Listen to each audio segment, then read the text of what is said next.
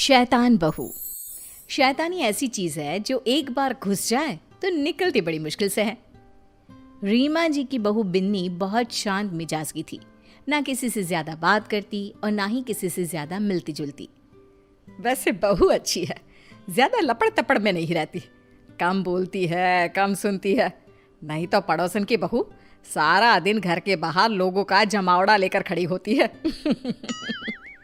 लेकिन रीमा को क्या पता था, जो शांत है वही असली तूफान का कारण बनने वाला है।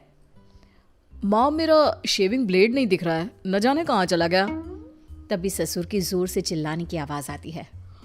अरे भैया, अरे ये ब्लेड यहाँ किसने रखा? ये क्या, ब्लेड और वो भी ससुर जी की कुर्सी पर? लेकिन ये ब्लेड तो सन्नी के कमरे में होता है ना, वहां से कौन यहाँ रख देगा? अरे मुझे क्या पता, मैंने तो बस बहू को बोला था कि मेरी चेयर के पास चाय रख दे, मैं नहा कर आ ही रहा हूँ। अरे नहीं देख पाई होगी वो ब्लेड, वैसे भी आपने भी तो नहीं देखा ना, और बैठ गए ना उस पर, क्यों? हाँ ये तो है। लाइए पापा, अब ब्लेड मुझे दीजिए, मुझे शेविंग करनी है। बस अब क्या था, बहू बेचारी से बनकर घर में रहती, लेकिन कोई ना कोई खुराफात करती ही रहती। फिर एक दिन, आज तो मैं राजमा चावल बनाकर खिलाती हूँ बहू।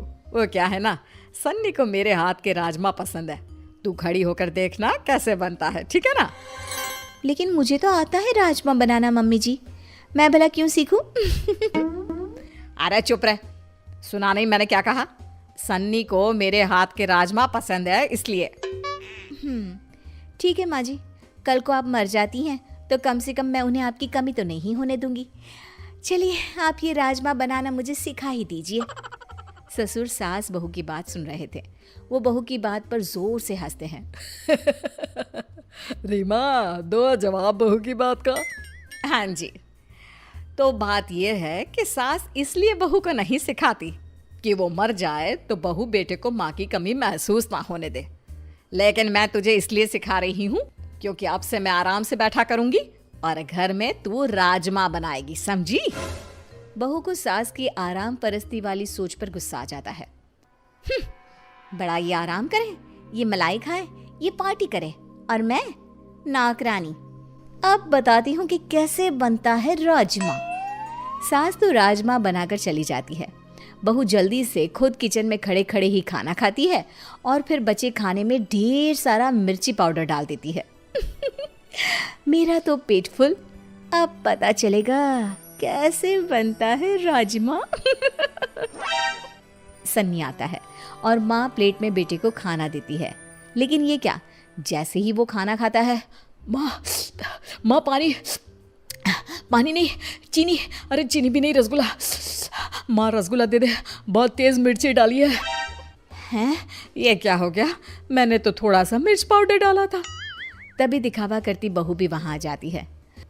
माँ जी बहुत ज्यादा भूख लगी है, जल्दी से खाने को कुछ दे दो ना। ये रुको, मैं खुद ही ले लेती हूँ। हाँ तो खुद ही ले लेना, इसमें करने की क्या जरूरत है? वो माँ जी इसलिए क्योंकि वो क्या है ना, आप ही ने तो कहा था कि मैं आपसे बिल्कुल ऐसे ही राजमा बनाना सीख लूं, तो जब तक खाऊंगी नहीं पता कैसे चलेगा कि कैसे बनाना है, कैसे बने हैं, क्या? अरे नहीं नहीं, तुम रहने ही दो, तुम मत खाना, बहुत सारा मिर्च है इसमें, और प्लीज ऐसे राजमा तो बिल्कुल मत बनाना। सास को बहुत गुस्सा आता है कि बेटा ऐसे कैसे बोल रहा है, भाई कल तक तो ऐसे ही राजमे को उंगली चाट चाट कर खाया करता था, लेकिन फिर भी ये सवाल रह गया कि मिर्च आई कहाँ से? बहू, मैंने तो राजमे में मिर्च बहुत कम डाली थी, फिर कहाँ से मिर्ची आई? क्या है माँ, उस पर शक क्यों कर रही हो? अरे वो क्यों करेगी, और माना कि जलन के मारे वो ऐसा कर भी दे तो वो क्या खुद खाने की जिद करती? क्या माँ, उम्र हो रही है तुम्हारी। माँ भी समझ जाती है कि उसकी उम्र तो हो रही है, लेकिन मिर्च इतनी ज्यादा। खैर, बहू की शैतानियाँ तो बढ़ती ही जाती है, वो ना कुछ देखती ना कुछ सोचती, बस कुछ ना कुछ शैतानियाँ करती रहती। फिर एक दिन हम लोग ना थोड़ा घूमने जा रहे हैं। अरे थोड़ा क्यों जा रहे हैं, अब जाना ही है तो पूरे जाइए ना। मजाक कर रही हैं आप? अरे नहीं नहीं, क्यों? हम क्यों मजाक करेंगे? बड़ी मजाकिया हैं आप। अच्छा सुनिए ना, कल से हम लोगों के बगान में पानी दे देना ना। और हाँ, वहाँ कोई भी पौधा मरना नहीं चाहिए, नहीं तो। नहीं तो क्या है? एक तो मदद करेंगे, ऊपर से धमकी।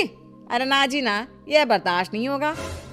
बहू को बुरा लग जाता है, या यूं कहे कि पड़ोसन और सास के बीच की नोक झोंक के बीच उसके मन का खुराफाती दिमाग जाग जाता है।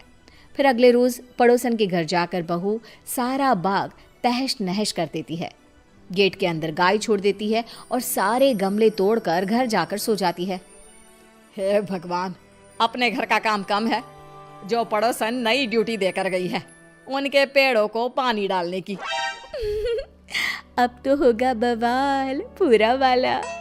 सास पानी की बाल्टी लेकर जैसे ही पड़ोसी के घर जाती है, पर ये क्या, सारा का सारा बगीचा तो अब है सही वक्त पड़ोसन को फोन कर देती हूँ कि भाई सासू माँ लेकर तो गई थी बाल्टी में पानी, लेकिन लग रहा है आपका सारा बाग बर्बाद करके आई है।